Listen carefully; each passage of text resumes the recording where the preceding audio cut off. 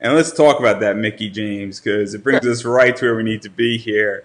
So I love Mickie James. I thought she was great in WWE, her first run. I thought Yeah. she was phenomenal in Impact.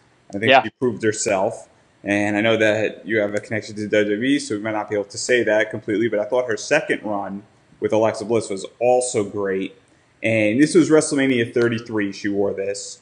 Yep. And so, what was this like designing her ring gear and basically developing the concept, designing it, and then it was sewn by another company and put together by another company, but then getting to do a cover of your Yeah. ring gear with her, which is awesome in my opinion, and I think it's really special. I think it's really cool. So, what was Yeah. that entire thing like, and how do wrestlers even approach you to get ring gear and stuff like that? Because you've done a bunch of people. We're going to talk about a few of them Sure. in a minute.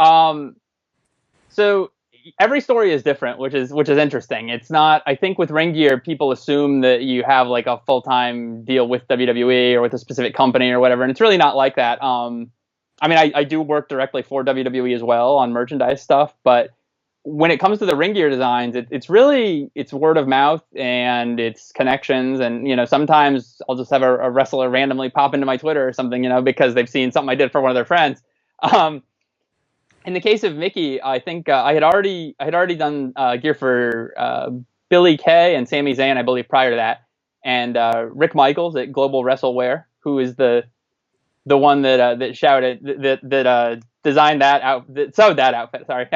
um, he I guess Mickie had reached out to him about doing her Mania gear, and actually it was really cool for me because I was at that Mania, so I got to see that live. It was in Orlando.